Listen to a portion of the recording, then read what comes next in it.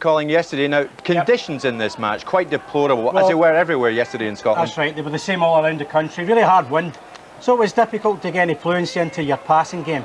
Durrant's been an inspiration, the real creator. I mean, look at the puddles here, he's got to scoop it out. Does ever so well. Great save from Rusey with a disappointing game last weekend against Rangers.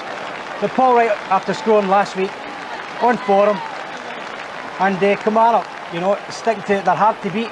They keep these clean sheets coming. And they always seem to make chances, and they're doing well to not just hang into second place, but convincingly in second place.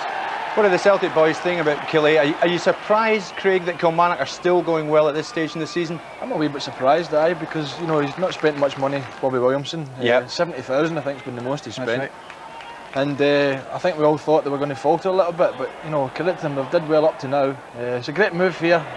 Martin Baker back, Rusey spills it, and Gary Holt's there to put it in, but Rusey has done that once or twice in recent weeks, and it's cost Hearts dearly. Holt's a player you like, Charlie, isn't he?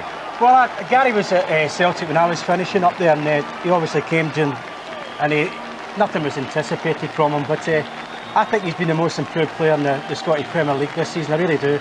I think he's thrived on playing beside Ian Durrant and Mark Riley. But I think what he's doing now is he's starting to get a few goals. He's a very, very fit player, isn't he? I mean, he gets up and down, he works hard. I mean, he's one of the fittest players and the strongest players you'll play against. And he's done very well for him. I think he's a good foil for Durrant. And of course, Durrant's experience is paying off for him. But they did get the opportunity. Stevie Fulton get through. Very unlike Kilmarnock, they didn't play the offside trap well, but he delayed.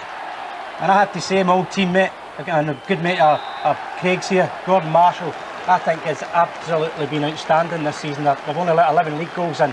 The defenders get a lot of the credit, their midfield, and quite rightly so. Like Big Marsh went there with a reputation where some Celtic fans says they wanted him out. And I always thought he had great quality, and he's proven it big time now at Kilmarnock. I think the story at Kilmarnock, Craig, is that players want to play for Bobby Williamson.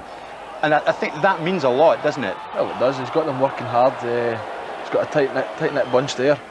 He's brought in a couple of experienced lads in the summer to go along with the team he had last year, which he did reasonably well last year. But I'm sure now everybody's looking for them to carry on. I think this winter break is going to help teams like Kilmarnock because, you know, generally at this time of year it's the teams with the smaller squads that starts to falter. With a 3-week break, they'll be able to regroup, get all their players back, and McCoy's saying terrible McCoy's there. might cheer up. That's the only time you never see him smiling when he punishing himself. Misses a chance like this. But he'll be back, and you know, I think he's spot on, Craig, when he says that. The disappointing for me yesterday was Hearts. After being confirmed, Jim Jeffries telling the players that he's going to be staying manager of Hearts.